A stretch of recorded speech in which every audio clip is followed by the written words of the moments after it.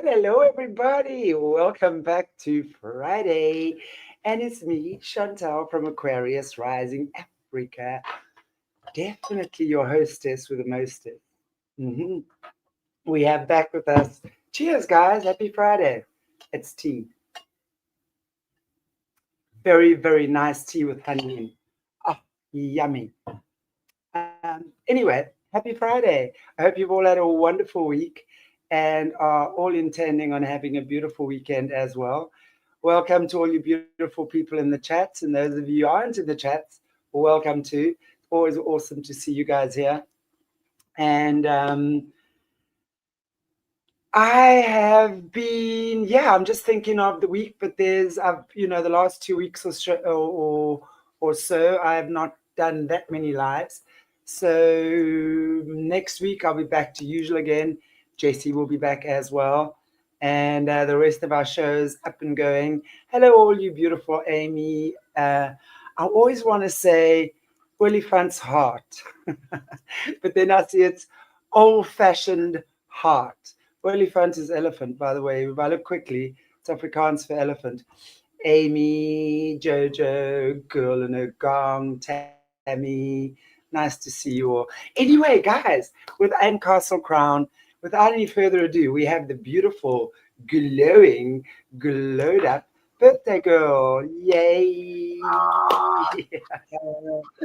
Happy birthday, Holly. Happy birthday. Thank you. Thank you for letting me spend it here with you, Chanti, and everyone in your chat room. So this way, when I look back on this day, I'll have something to remember. Because last year, my godmother called me, and I said, "Judy, do you know what I did last year by any chance? Because I don't remember." And she goes, "Yeah, you slept through it." So this year is special, and thanks for letting me spend it with you and everyone in your chat room. So I appreciate it. Thank I you. don't I don't think it's us letting you spend it with us. I think it's you letting us spend it with you. So thank you for that because birthdays are special. For me anyway. And also, I know from you guys that have unfortunately been subjected to this disgusting system for so many years and literally, oh, hang on, I've still got Dr. Dennis Carroll's banner flying here. Guys, you can see it's Friday. I didn't, well, you all know Dr. Dennis and we love him madly. So no harm in his banner like flying through the bottom of our chat here. But anyway, yes, all these beautiful birthday wishes for you, Ali. So I'm going to pop them up as we go along. Thank, Um, so thank yes, and I know what I was saying. I keep getting distracted. But with all the good things in life today, I know that birthdays for a lot of you survivors are not a pleasant thing. I know a lot of survivors would rather not even be having a birthday or celebrating a birthday. So it's so special, to have you, Holly, celebrating your birthday with us and smiling and really loving the day that you were born and that you can on your 51st birthday spend it with us here on Aquarius Rising Africa. Guys, how incredible is that? That's awesome. I told myself I wouldn't do this. I'm sorry. This morning I started crying, and I'm like, okay, get it out now. And apparently I didn't get it all out then. But thank you so much. Yeah, forgive me. Yeah, you just cry there, babe. We just sitting here watching your happy tears because we're very, very happy that you are with us today. That's for sure. So I would love to know that when you're ready and feel like you can talk, um, how is it for you on your birthdays? How has it been in the past, if you can share with us? Um, well, I mean, in my normal life, my grandparents always treated me great and remembered my birthday and spoiled me and paid attention to me. But once they passed away, I never celebrated it, and the rest of my family, like my mother, they didn't really do too much. So it was not a big deal. But then once I woke up from MK Ultra, um, my birthdays more became to me more of I'm grateful to be here. I appreciate the life I've been given, um, and gratitude. And like I praised my creator even more, and especially because I made it. But birthdays, I would say I feel a lot of guilt. And in the MK Ultra projects, they had told me, or they had programmed us to think that all kids went through this and there was nothing special about us. When I woke up from these projects, when I was 39 years old, I found out that no, you guys did not all go through this. It's not normal. Right. So I feel like birthday, I don't deserve it. There's nothing special, and don't make a big deal. And if I do feel good, I feel guilty. And I really don't know how to handle it because it's not a feeling I feel often, which I would like that to change. But I also feel guilt because I'm here and a lot of kids are not. Not to always like cry, why me, but just I'm here and they're not. And it's awkward to explain. But I personally like my birthday. I know other survivors are like, don't mention it, don't mention it. But me, I kind of turn it into like a joke. And I tell my friends, I'm terrible. I tell my friends, if you love me, you will wish me a happy unbirthday. Happy unbirthday. Because so far, I, I'm not trying to say anything wrong, but so far it just seems to me that there may have been a couple guys that tried to exploit my birthday and use it for them to get lucky on, and I just didn't. Anyway, so I tell my friends, if you love me, wish me a happy unbirthday and let me spend it with you so I stay out of trouble. Yeah. Anyway. Well, I see Joe has already wished you a happy unbirthday there. So there we go. It's on the screen. Yeah. That's amazing. Yeah, I think what you were saying earlier on about the survivor's guilt, I think is very, very real. And I would maybe love to touch on a bit of that Yeah. since we're on the topic. If you can share a bit about that, as much as what you obviously feel comfortable doing. Yeah. Tell us a bit about how you experienced, like, celebrating your birthday now, for example, and being the survivor, and yet having obviously witnessed so many other children meet a horrific demise. Um, how have you processed that? Maybe you can talk us through a bit of that. Help us understand. Oh boy. Um, I'm at the point now where I tell myself, Holly, you just need to stop. You've kicked this cow dead. You've mutilated it apart by kicking it. You've kicked its bones. It's mush now. It's turned to dust. So you have to let it go.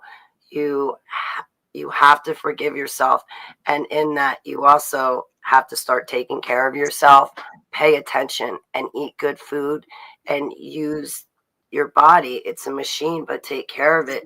Don't destroy it because you're alive and you you saw these kids die and you feel bad. And I don't know how to say it. Not maybe I feel like I should be dead too, so I treat myself like I'm dead. And now I try to turn that Wow. around.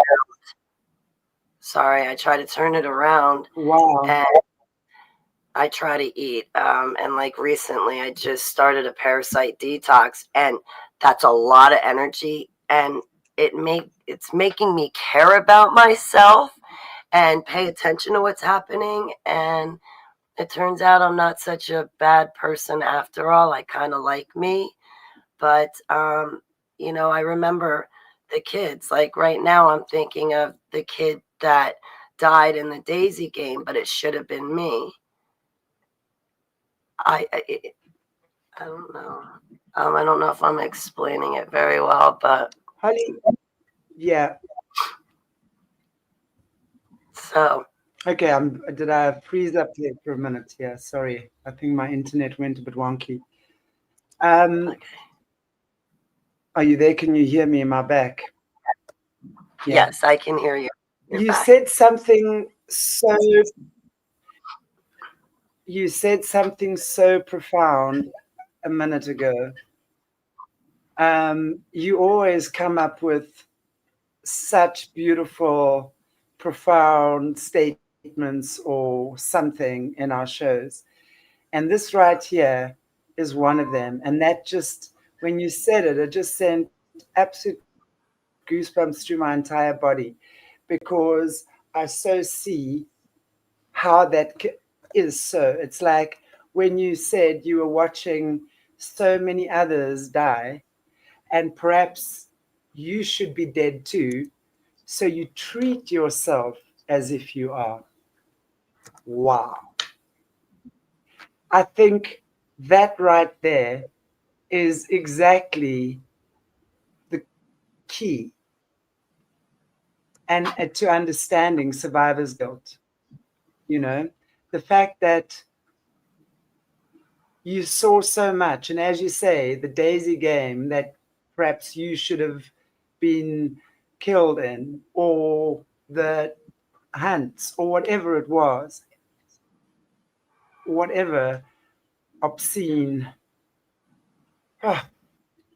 situation you were in, right? And it's Yeah. like, why me? Why did I survive? And over and over and over again, to share, and then expect others to do the same, right, on a subconscious level. So therefore, you would attract people and relationships, maybe even friendships, partnerships, who would treat you in a disrespectful way as well. Does that make sense in the slightest way? And It that's how we makes that. perpetuate the cycle. Sorry. Yeah, it makes absolute sense, and it explains all the relationships that I have in my life, or not all, but it explains a lot of the main relationships that I had in my life and why they were the way they were. And when I would set up boundaries, the other people just knock them down because my boundaries don't matter. They know better, and I should definitely respect their boundaries. So it just was never an equal relationship, but it makes absolute sense to me. And I have to say, in talking with you now, I kind of feel like I'm looking at myself in the mirror, and I really need to stop being an enemy to myself and start caring, because I can see how not caring for myself has worn on me, such as in weight loss and things of that nature. So I didn't And mean to cut you I off. especially popped that. No, no, not at all. Not at all. I know this internet's wonky and I don't mean to cut you off either. So apologies up front if I do. But I popped Lisa D's comment up because it's so true. What she's saying there, and it's like my next point that I wanted to make to you was that so many children did not survive, but you have, and you are their voice now. So you are the voice for the children that did not survive. One that gives their lives meaning, a purpose. Because so many of those children were just discarded like they didn't matter. I mean, I am appalled at how many stories we've heard about how disgustingly children and animals have been treated. And people like you certainly are a voice. And especially since you're talking on the show today, on your 51st birthday, bringing light to the kids, never made it, but you are their voice. So I honor you for that. We all do. And that's something very special. Thank you. Thank you very much. I'm grateful. Thank you. Yeah. You're right, Tammy. The witnesses are important in situations such as these. You know, guys, we are on such a tidal wave right now, spiritually, just in this whole world. And never before have we needed to show love for each other and stand together. You know, I mean, if we just look at what's happening in the media right now, with what's happened with Charlie Kirk, as well as that girl on the train. I mean, there are so many contradictory stories about what's going on, you know, and why that's happening. And the noise is so high in our ears, in our frequency right now, that they want us to shut it off and just comply with whatever the next agenda is. You know, and I think when we are in this situation and people like you step forward and you share the truth, it really makes a difference for us that haven't experienced that necessarily. You know, it sheds light on the type of witchcraft, because it's witchcraft, that's all there is. I don't know another word for it, but it's way beyond that. Sorcery, black magic, whatever you want to call it, right? Is going on out there. And more than ever now, your voices need to be heard. So that's really amazing. That's what we need right now. People like you. Thank you. Thank you. Thank you. So, does anybody, I wanted to know, like, since we've done these series, if maybe at the end or something, if anybody had any questions from the chat room. But Yeah. Okay. All right. So I hope they get thinking of some good questions. Hint, hint, hint. No. But thank you all so much. But you actually on quite an amazing journey right now as well. And I know you've been like on a full-on detox and stuff lately as well. So how's that for you? You know, and you and I were talking a little bit off air just now, you know, where I was saying it's amazing because you're saying your health's improving, you know, certain health issues that you've had are suddenly minimizing, things are changing. And it's like what I was saying is that it's so amazing because when you start speaking and sharing the truth, this is what I always say is that your body then naturally heals of itself. You do not need a whole lot of chemical medications and things. You just need to walk back to love, right? So, how has that been for you? Oh boy, very interesting. I used wormwood with clove and black walnut green hull. It's 3 herbs in 1 drop. And well, it's been good because I'm on day 9. And this morning I woke up and I feel that going through this detox, like my irritable bowel syndrome, IBS, that acts like Crohn's, like the symptoms are minimizing. I'm having less and less problems in the morning and I'm not as miserable. I also did soak in a bathtub that I filled up with as hot as water as I could handle it, that I put 2 pounds of baking soda and a cup of sea salt. That was the protocol. But then I added a cup of borax, and I soaked in that. And I think that pulled stuff out of me. I had been using methylene blue, and I hope that's what it was, because my bath water kind of started to turn blue a little bit. So my one friend was joking around and said, "No, you're a blue blood."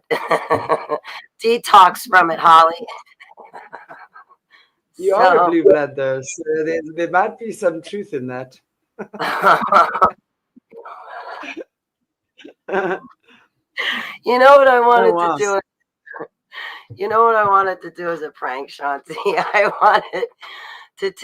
wanted to go to my gym and take some methylene blue and then go into the red light therapy.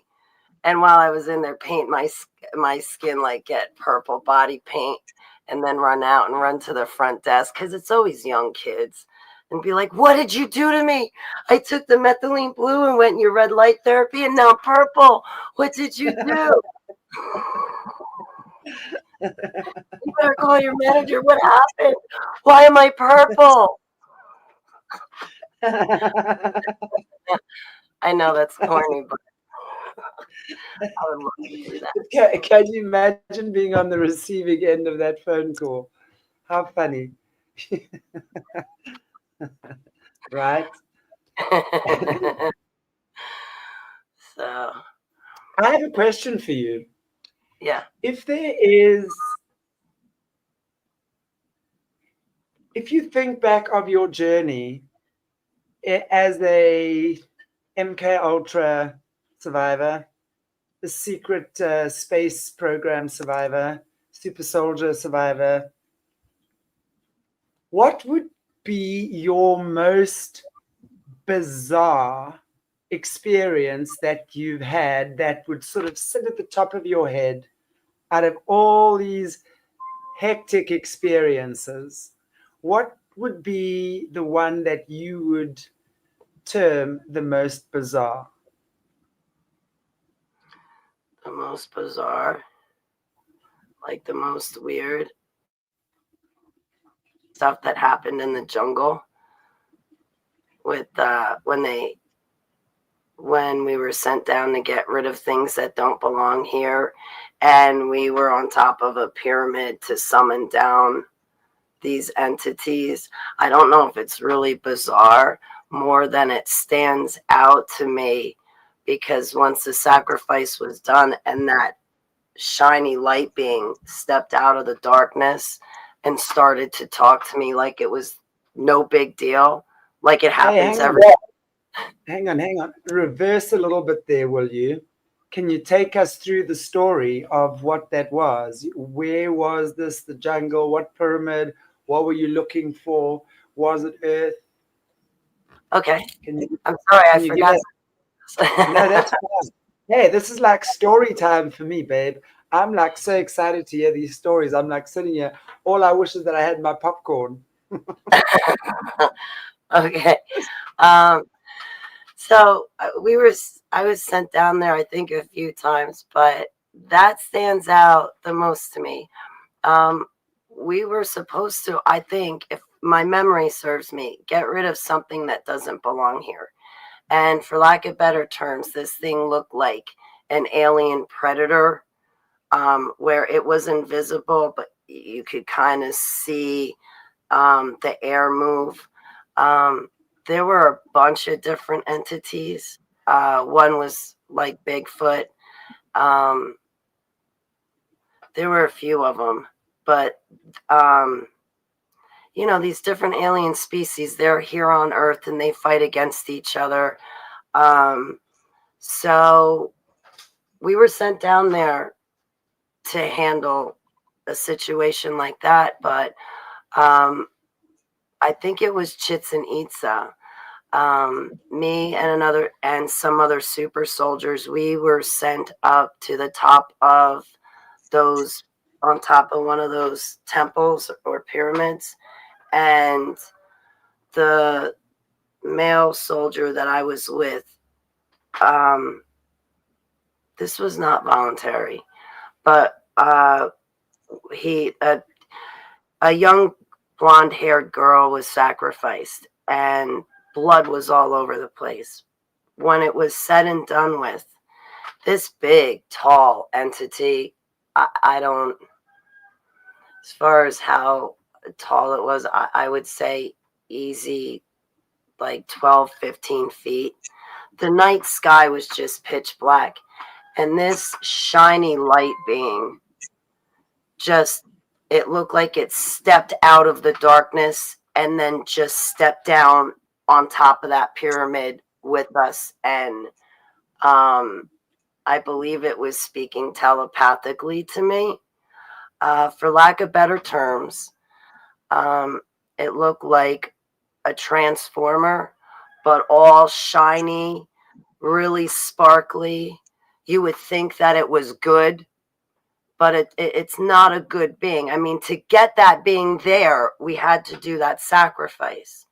And as soon as that being stepped down onto the pyramid, I remember I shot out of my chest, and I would say a couple hundred or a few hundred yards away. And when I turned around and looked back, I could see the pyramid in the distance with myself on the side, the shiny light entity being, and then the other soldier. I could see the three of us standing right there, and my memory goes black after that. But that stands out to me. I guess we were down there in the jungle for a while because there was another assignment where I remember coming back to the, 1 second. I remember coming back to, I don't know what you call it, not home base, I forget the right term, but I remember returning back to my teammates, and there were groups of us soldiers together. And I remember coming back and looking at the team leader, the one in charge, and saying, "I'm so sorry, I messed up. It escaped. I don't think they're going to let me go, come back." And he shot me a mean look, like almost to say, like, "Shut up, Holly, you're going out on next rotation." Like, it doesn't matter that you failed and this thing escaped. But then I also remember how they had given us a break, like they gave us a couple days where we could rest. And or I took that time. But me and another soldier had gotten in a Hummer, and I was driving it, and I wound up getting it stuck up on a mountain, and this thing was stuck. And we just left it there, and we had to hike back. But the jungle, I would say, is the biggest memory I have that sticks out in my mind. Wow. And it's so interesting what you say, this light being that just comes once a child has been sacrificed. Has Was this on the earth plane? I'm trying to, maybe you can, I understand that you obviously were living parallel lives, if that would be the right term, right? So it's like Holly on earth in your human body, that is the daughter to your parents, has a certain life. But then you would have alters as well, right? That go off and do these jobs on different planets, dimensions, with different species, etc. Can you explain how that works, please? I'm not sure if I've got it right or wrong, but perhaps you can just explain how that works. Well, when we were sent down to the jungle, we were physically there, like physically in this world. But I think another reason why the altars were created was because the altars could handle seeing these frightening, terrorizing looking aliens and not pass out, because me, as a normal human, I'm going to freeze and possibly run away. But the Right. alters are trained to face it, run at it, get rid of it. So they were trained to handle dealing with that. But I believe in Project Seagate and Montauk when it came to going to these other dimensions and dealing with those species, like on Mars and Saturn and the moon. I think we got there through entering into gates or Mars jump room. I think there's certain alien aircraft that can get you to these different places. I think it's the reptilian aircraft, the reptilian where they're like half human and half snake on the bottom. I think their aircraft can get you from like here to Saturn or to a moon to Saturn, but it's their aircraft that has this technology on it to do it. But I think like when we were on Mars, I think that we walked in through a gate, because I remember searching for dolphins on Mars. We had two different black operations teams. And I remember walking up to these really steep cliffs of the mountain and putting my ear up on it to see if I could hear water. And at one point, I heard water and I signaled to the other black ops team, the one that my team commander was on. And I signaled to him, like, come here. I think I found the dolphins. It was their sonar, the dolphin sonar, that I think we needed to get back here to this physical plane. I hope my memory serves me. But there were, like for the jungle, I believe I was physically there using this body. And I know it sounds fantastical, but I think we had morphing abilities. But those morphing abilities that I had, I think I got them from the shiny entity that we summoned down. It was from that entity that gave us those abilities and those supernatural abilities that we had to be able to When you perform these things. Sorry. when you say us, can you? I mean, who was there with you, and how many other kids were in your team?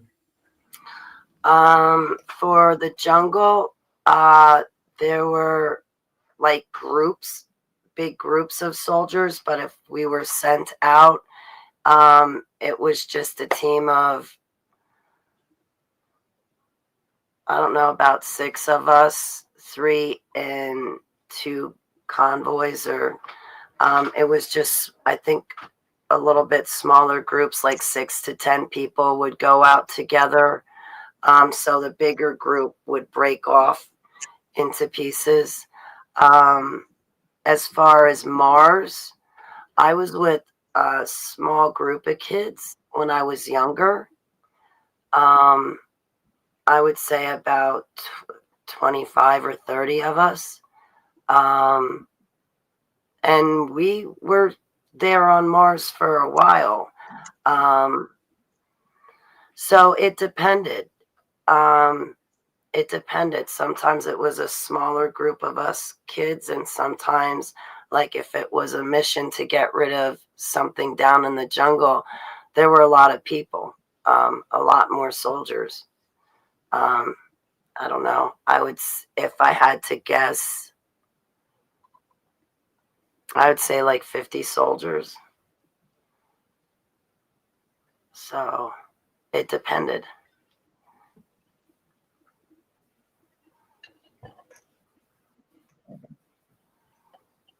Oh. I mean, who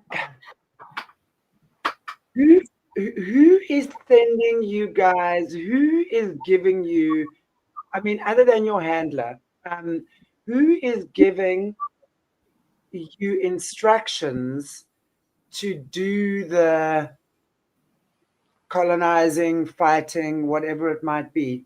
Is it coming from humans here on Earth? Because I'm hearing more and more A lot of what's happening is that the humans are actually the ones that are dangerous out there. We are the ones summoning these creatures to super amp our power, right? And I use myself in that collective because I am a human, but I'm just not a human who does that, right? But I Right. obviously what we can see is that's part of the dark side of what humanity is actually capable of, right? So Who's doing it? It's the government. It's our government, black operations. Not to cut you off, but everybody hears of the Navy, Army, Air Force, Special Forces. Well, there's black operations, and this is what black operations of your military does. Another reason why it's called black operations is because they're black. They don't want the public to know they black funded.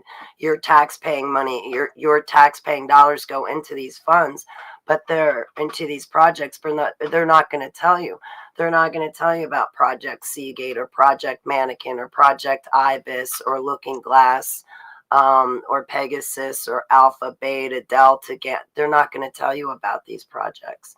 So it's our own military, directed by our own government, doing these things.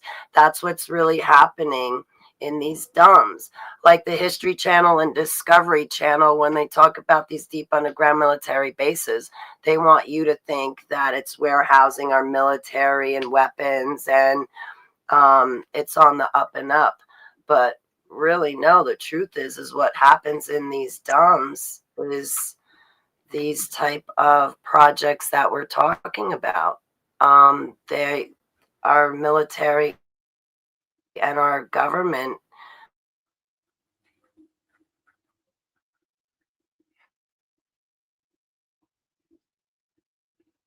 is it me or you that's frozen? We just spiraled. Is everything okay? Yeah, absolutely. No, No, that's carry on, Holly. Sorry. I'm sorry. I hope that you guys heard it, but yeah, pretty much black operations. It's our military, it's our government doing it that are into these things. So, So it's not, is it because I think the general consensus or the general feeling is that we have been taken over by these alien species. They are taking over our government by force type thing. But the more I'm doing shows and speaking to people like yourself, I mean, it is our government that are actually inviting these forces in so yes. that they can be more powerful. They can have more of the upper hand. You know, we look at the blood sacrifices because we look at war.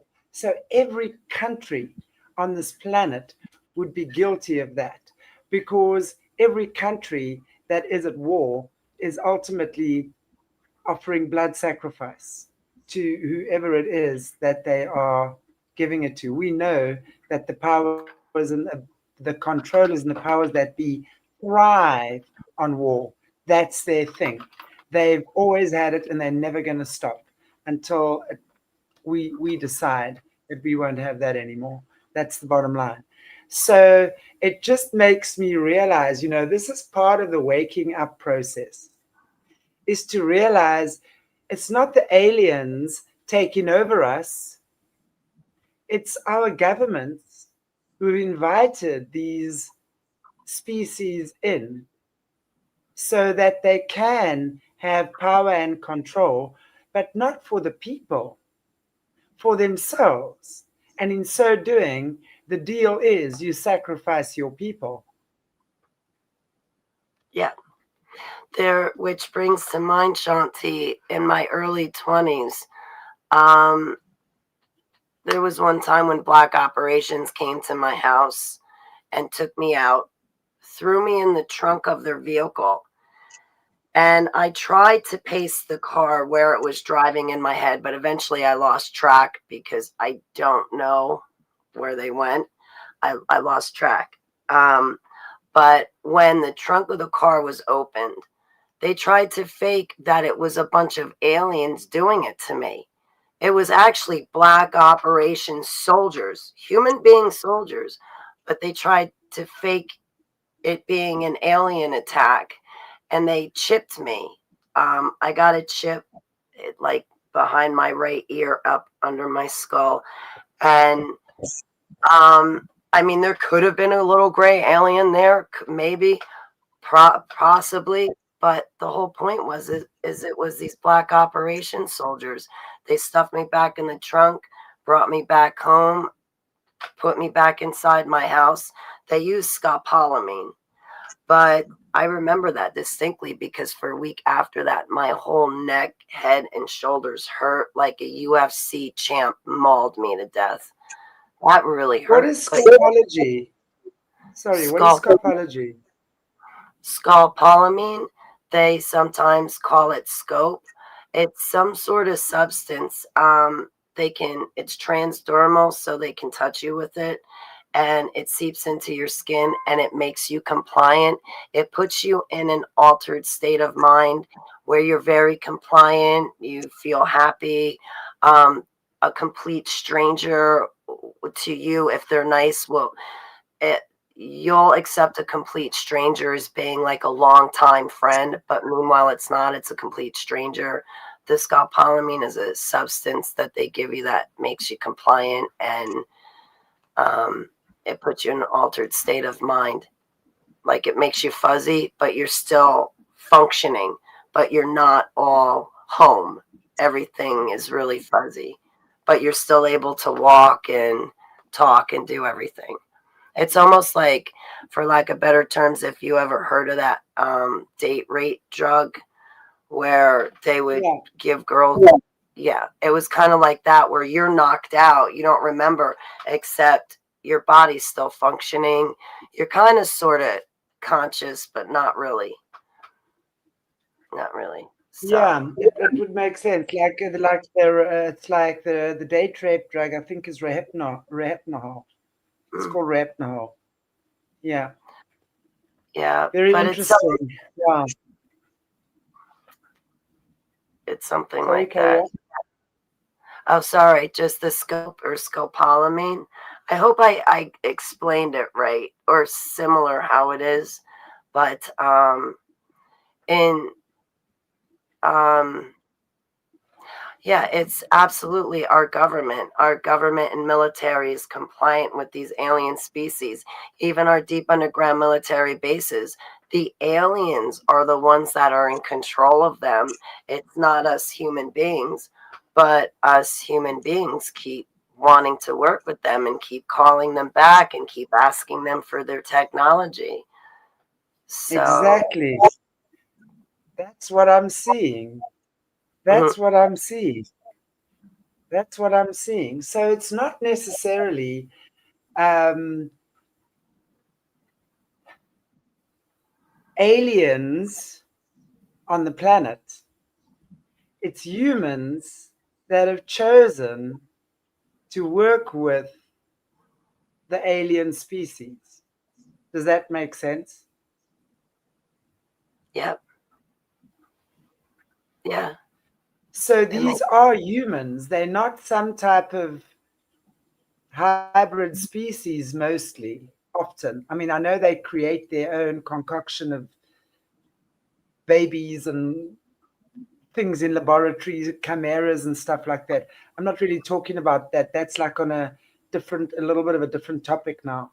I'm more just talking about our governments, our churches, our judicial system, all the power points, all the control points that we need. So it's humans that are there that have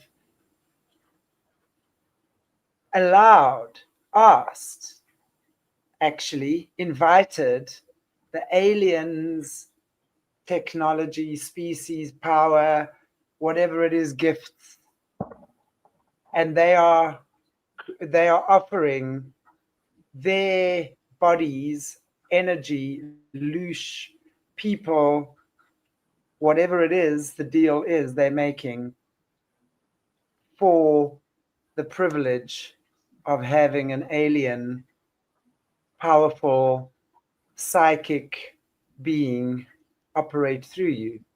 Is that right? I think that's exactly what George Bush Sr. did, to be honest. That's exactly how I look at him. You know, I think we had an alien for a president when we had him for a president. And I don't mean to sound funny, but I think that's exactly what George Bush Sr. was. Because I don't know what else to explain. He's not human, but he was born human. So that's what I'm saying. So it's like, but do you think that these babies that they're often creating in the laboratories, right, in these test tube babies, do you think that these babies are specifically created for these alien creatures? So it's they're using the um, fake babies. Let's call them fake babies because it's not coming from a mother's womb, right? Cabbage Patch And then, Kids. yeah, Sorry. yes, exactly.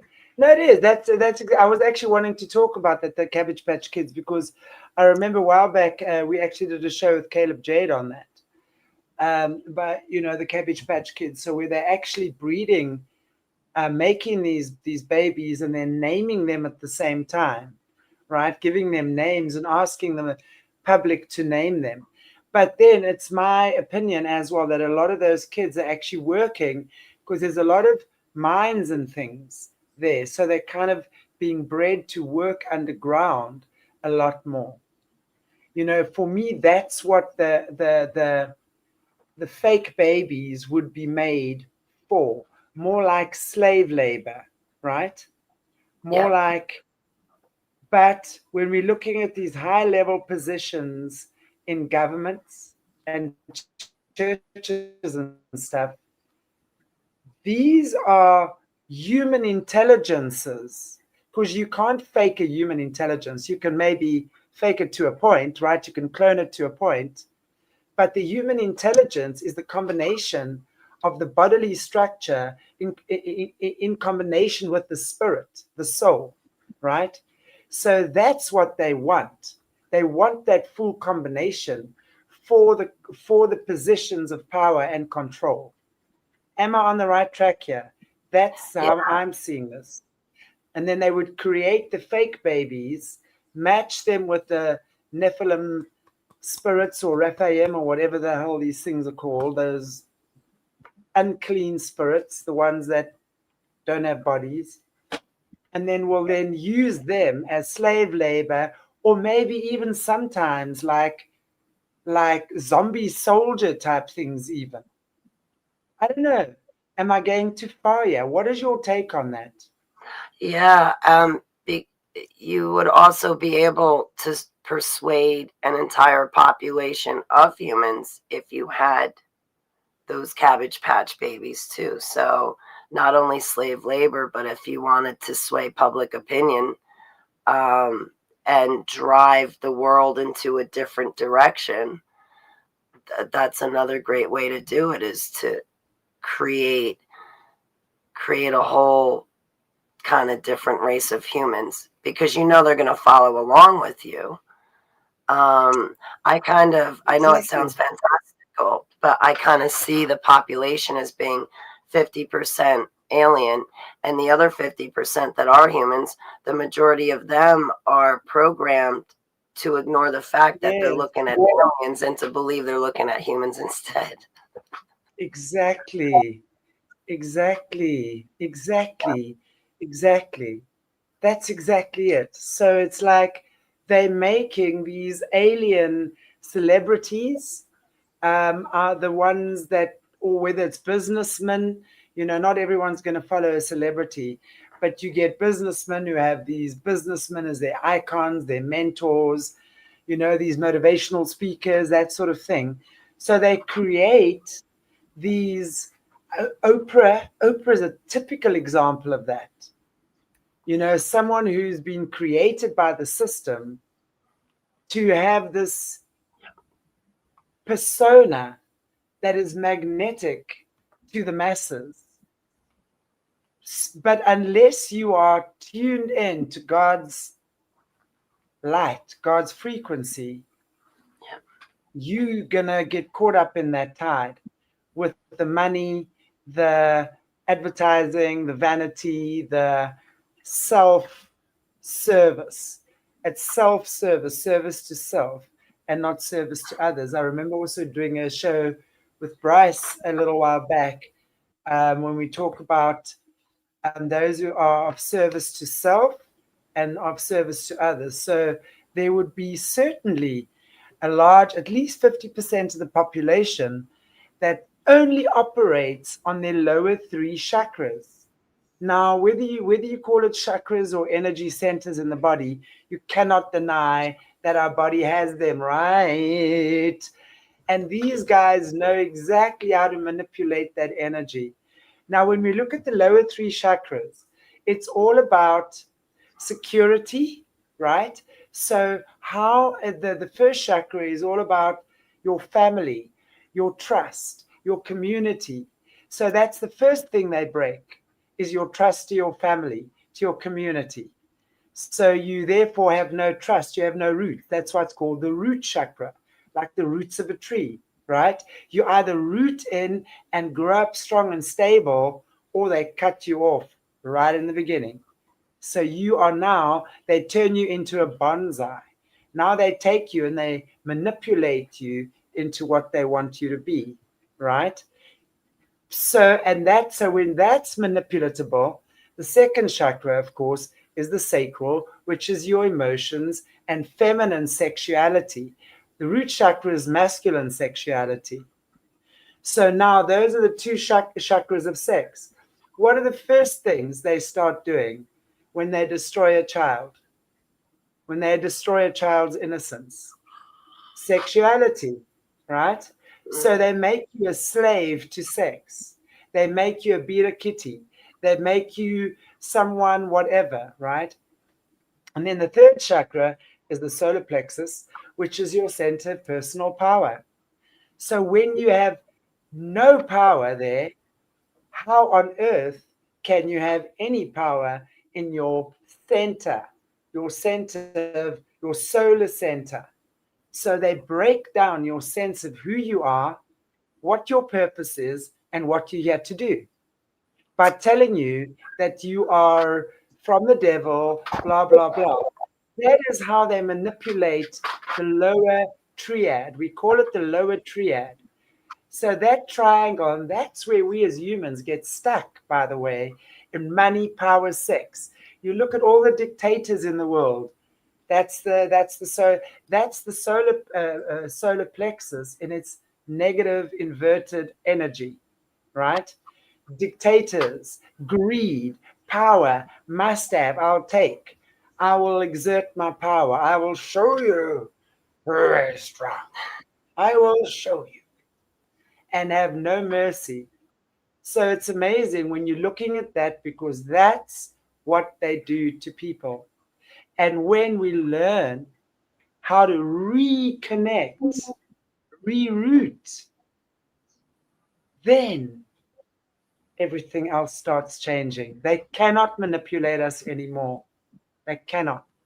So, in my opinion, I don't know, that was quite a babble, but trying to explain how these guys work with energy and how they manipulate energy. They know energy very, very, very well. They know exactly how to destroy children and how to destroy the innocence that a child is born with. Yeah, Holly? Yes, they do. They do. And for everyone in your chat room, be mindful that, yes, they do rituals and sacrifices against your different chakras. So remember, we're given an armor for a reason, and even a helmet protect that third eye. You don't want human beings or these fallen ones tampering with any of that. Chanti, speaking of which, there was one time in 2018, I really didn't know about chakras, or in 2019.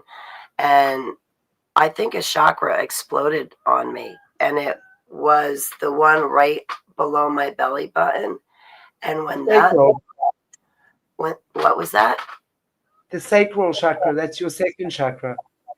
That's Okay. your feminine, your emotions, your intuition, your creativity. It's where your babies, as a woman, that's the chakra where you create, you give birth. It's your creative spirit. It's the first thing they destroy as well, is your ability to create and co-create with the universe or God. So they destroy that. Yeah. All your feelings. Because when I, for lack of better terms, that it just exploded. I even saw a flash and I heard a snap. And I thought it was like a yellow flash, kind of like an explosion. But for 4 days, it threw my intestines off, but also it threw my sciatica off. Like I was in bed for 4 days because of that. So I Yeah, had, that would make sense. yeah, this is actually a really good topic because I don't know how they work, but I do know that people into the dark magic and dark arts, they're always messing with energies and they will personally attack these different chakras or energy This is fields. why this is exactly why they try in Christian teachings so hard for people not to know this. They keep telling you that the Eastern teachings and the Eastern philosophies are evil. Chakras are evil. I mean, excuse my French, but how the fuck can a chakra be evil? Kundalini is evil. How can Kundalini be evil? It's in your body. What they do with Kundalini when they abuse a child for sex magic, they use the Kundalini. That is evil. So they will manipulate people into believing the Eastern teachings, yoga is evil. And they will tell you every bit of bullshit there is because they want you to believe that. Because when you go through the awakening of the energy centers in your body, you cannot be fucked with anymore. They cannot control you anymore. That's what they are trying for us not to be, is to have the power that we know is within us. Nothing is evil. It's energy. It's how you choose to use it. Energy is free. The tree is free. The tree is there. But now, because a murderer sits under the tree, does that make the tree evil for giving the murderer shade? Don't be ridiculous. Energy is there. It's how we as individuals use that energy. These guys are experts at that. They know all the laws of the universe. They know how energy works, how to use it, where to use it, how to fuck with your head, and they do it. They are lying to you because they've told you you don't have the power. And I'm not talking about a power of standing and that is my planet. Bullshit. That's not power. Power is something that comes from within, that you don't need to prove yourself to anyone because you have it in you and you know you are divinely guided by God. You don't doubt that. It's absolute faith over fear. And it's funny that when I apply faith over fear, I live faith over fear. I get accused of being a witch. I'm like, hello, isn't this what you're all telling us to be? Faith over fear. Now you tell me I'm a witch? Duh. Get out of that spell that you're under. You, as a human being, are extremely powerful. And when I say powerful, power doesn't come in, you got to punch the lights out of everyone. Power is the ability to be kind in a situation that you didn't have to be kind. Power is the ability to have compassion in a situation that you really didn't need to be compassionate in. True power is the ability to be soft and humble when you need to. Doesn't mean you are humiliating yourself or crawling into a corner. You're humble to that which is so great within you, and you are grateful that it shines through you, and you are grateful that you walk in the light of God, and that you are able to do God's work because you've understood that chakras are seriously important. And you've understood that Kundalini is something that exists within your body. And when your body reaches a certain level of awareness, Kaching, Kundalini activates of itself. She's the transformation energy in your body that activates the cells in your body, the neuro pathways of your brain to a higher level of awareness. That's what Kundalini does. It's not meant to be abused and taken from a child and used for some sick mage's sex magic. God, no, that's evil. Power is something that is humble, it is kindness. And it doesn't mean you always are kind. Love also says you know your boundaries very well. Love knows boundaries. Love says, oh, bullshit. No thanks. Love says that. See what I'm saying? We got to learn to know ourselves. Jesus said, know thyself. Yes, This it is did. what we're talking about. Guys, I'm going to be doing a lot of stuff on solutions soon, all around us. Join us. Join us for that. Absolutely. So, Holly,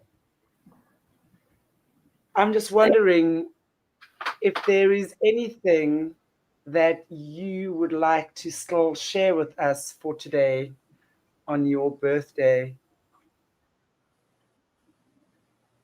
Um, the best part of me is my friends, and that would be you, beautiful, fine folks. And just really thank you for hanging out with me and spending this time with me. Um, I, could not be. Nothing's coming out right. I love you guys so much, and I got to spend my 51st birthday doing something I love, which is giving my testimony and talking about the kids in the cage, because this is my way to go back for them, and they're not forgotten. And also because I love you guys so much, and I love you, Chanti, and I don't want to be with anybody else. I want to be here with you guys hanging out. You guys really make me happy, and I really care about you, and thanks for being here. I don't mean to be all sappy, but really just thank you for one of the best birthdays in my life. Well, Thank I you. think that is so special because it's like what Tammy is saying, yeah. You're giving them a voice. And it's amazing for us to be sitting here and having this conversation with you. And if there's anyone who'd like to maybe ask, I must actually just check. Sort of, I'm trying to obviously check between the comments, and I just see a lot of birthday wishes. But if there's any questions that you guys, who was the most amazing person that you came across or being in the system that surprised you the most? Maybe in a good way. I mean, one's so used to hearing that these creatures of the night are real shitheads. But sometimes they can be quite, you'll meet someone that's quite cool, right? Yeah, I would say the entity, I liked Mars the best. Um, when I was a little kid, I think we were on Mars for an extended amount of time, like months. But the entity, we were outside sitting in front of water. It looked like a really huge lake. We were sitting on a rock, with water in front of us and this big entity next to me. We were talking, and he said to me, well, the entity, for lack of better terms, with my fuzzy memory, it kind of looked like a big fat bullfrog, just a big fat bullfrog looking thing. But I was also a real young kid. I think I was around the age of 6 or 7. But the entity had said to me, would you like to stay or go? And I said, I miss grandma and grandpa, so I'd like to go home. And the entity said, okay, well, the kids are going to miss you, but go back inside and say goodbye to them. And I continued to sit there and talk to the entity. I remember asking the entity about God, and the entity just smiled and said something like, well, that's a funny question. And he kind of just skirted around the subject. And I don't remember anything else after that. You know, it just was one of those blow off answers and kind of change the subject. But I'd have to say the entities on Mars were nice. And, on Judgment Day, human beings judge the angels. So I would have to say there are entities that are nice. And I'll judge that one good because it did let me go home to my grandparents. So, and there was no like bad energy in that entity. It did not have it didn't want to harm me like some of the other entities. So, Wow, that helps. that's pretty cool. Yeah, thank you. It's good to know that. I know Aki Murao was saying on one of the shows I did with him, and for me, that was still one of the biggest mind blowers. Oh wow, Jojo! Remember for 7 months? Thank you, Congrats. Jojo. And he was saying about ant people, the ant colonies, right? And he was talking about these ant people, and they're using spiders as their mules, like like people would use like donkeys and things, yeah, like right. I mean, not that I absolutely 100% would never agree with that. I think it's appalling. But he says over there they're using the ant people are using like spiders, right? I mean, did you ever see anything like that? The spy, yeah, on we were sent out to a mission. I think it was on a moon to Saturn, and we were sent to get rid of these spider things. Well, we were sent, I think, for other reasons, but we had to fight these spider things. And I mean, just the back of them was huge, and they were beige color. They kind of look like they had a hard shell on the outside of them, kind of like an Alaskan king crab leg. And on the back of them, it looked like they had a green imprint of a cookie, the cookie cutters in the shape of an evergreen Christmas tree. It kind of had a green emblem on its back like that. But we had to fight these things, and our weapons did not work against them. It seemed to take like 5 bullets per spider to kill it. And I don't like spiders normally, but these spiders wound up overrunning me and my team and taking us down. And I blacked out. And then the next time I come to, I was in a dark cave, and I just had like my long johns on, like what I had underneath my soldier outfit. I just had my long johns or my underwear left on. And when I came to, I was in this dark cave, and it looked like tentacles were hanging down off the walls. And as I made my way through a cave, I remember grabbing a briefcase. I don't know the contents, but there was some significance to this briefcase, but I don't remember. My brain is fuzzy. I hope the memory comes back. But I had grabbed this briefcase, and I remember walking through this cave, and they had these different spiders still in the corner of the cave, and I was trying to sneak past them to make my way back to where the base was, which I obviously made my way back to the base, but I did not like that mission, not with those spiders. I hear, though, they have those same spiders in Arizona of the United States, so be careful of being out in the desert. Like, seriously, be careful being out in the desert. Because if a portal So opens, you never know what to walk through. I'm sorry. why were they making you kill the spiders? I mean, I mean, and I ask you because it's like I'm wondering if you would have had the same mission, purpose, whatever it was, as Akim was saying. Like they just wanted to go there, and like they had to go and destroy ant colonies of the ant people, and they were just told to kill everything that resembles a bug. If it's a bug, you squash it. So why were they making you kill those spider creatures and people and stuff like that? I think we were after some sort of technology that was on, that was there. But I don't think that it was that we were sent there intentionally to kill the spiders. I think the spiders were there and in our way to get what we wanted. We were working with Was it some their sort technology? Was it their of, technology? it could have been.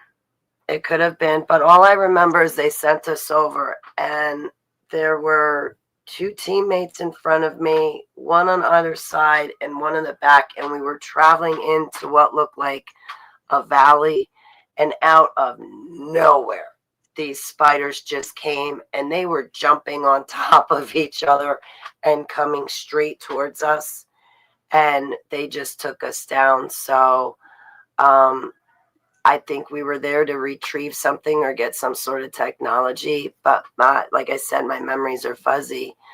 But when they came at us, I remember just trying to fire them and kill them. I'm I'm sorry. sure no, I mean I'm sure when something like that comes flying in your direction, what else do you want to do? What else can you do? Of course you're gonna want to do that. Wow. I mean it's wild. And again, you know, what you're saying is that for the technology. So again, it goes in line with what Akim was saying as well. To go there, destroy different species, different colonies, um, to gain and steal their technology so that we can empower ourselves here on Earth. Again, that's humans. It's humans doing it. It's not some aliens kidnapping you and taking you off to Mars and leaving you there.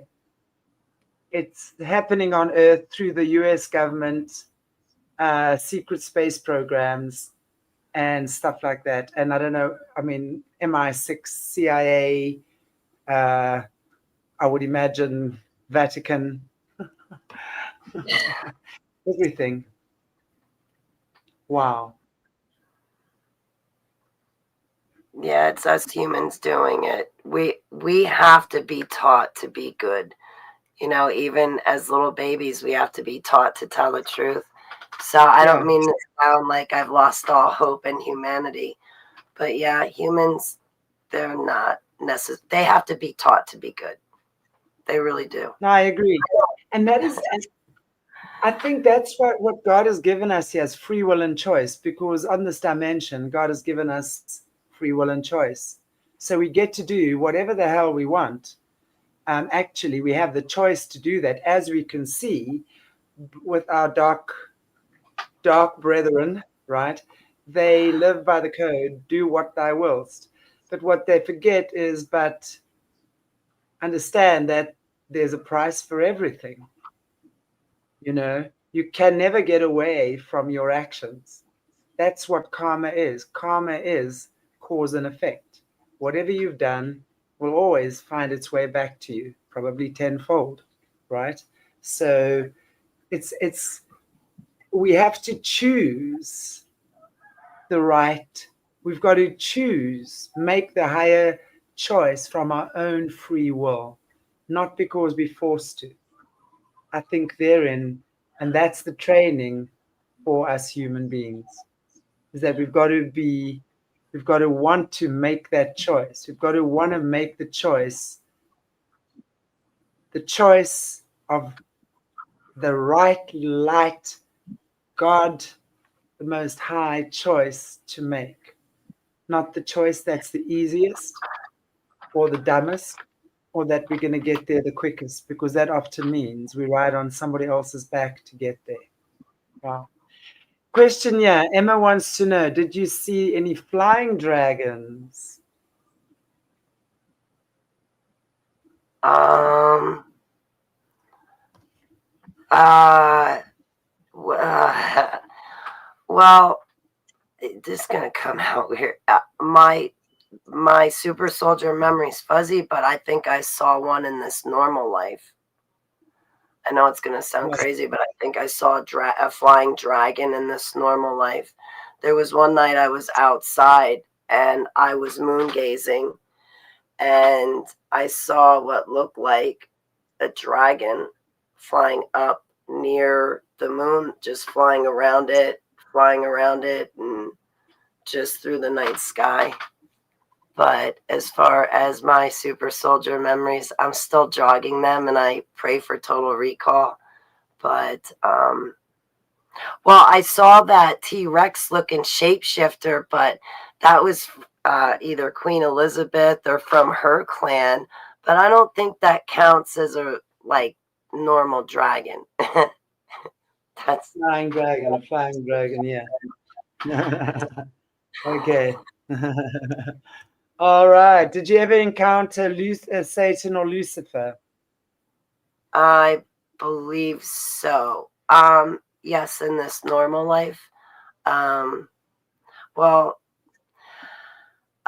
when I was in my early teenage years, I think that he was visiting me, and one night he appeared to me when I was around 11 years old, I think, and I was woken up in the middle of the night, and he asked me.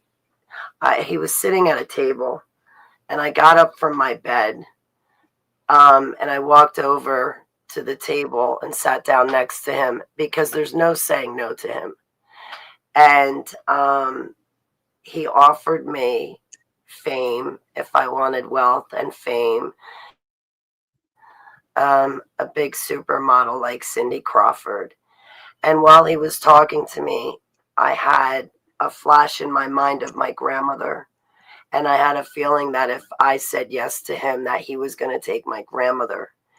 And when he was done talking, I didn't say anything to him. I didn't want to get myself in trouble. And I wound up standing up from the table and walking away from him and rejoining my body and going back to sleep. But I have another memory of, I think I was about 13 years old and around there. And I woke up from a dream, and I was sitting on the side of my bed, except my body was still sleeping behind me. And I believe that Satan appeared as a man before me, and he took me from my bedroom over to, I think there's a place in England. I might be wrong, but there's something known as the Devil's Circle. And there's just these rocks laid out in a circle. But he got in the circle and he yelled at me to get in with him. And I was scared and I said no. And he screamed at me, "Get in." And when he screamed, everything shook. The ground, just everything shook. And I wound up in that circle with him. And I was so scared that everything goes black after that. But those are memories of my normal life, where he's appeared to me in dreams, or he's taken me out of my body and brought me somewhere else.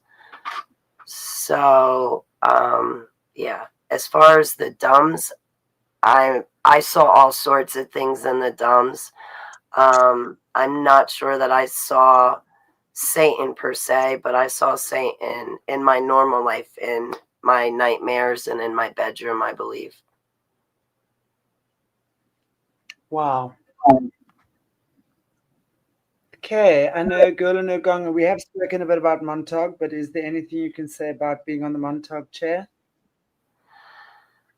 I don't suggest it. Try to stay away from it, you know.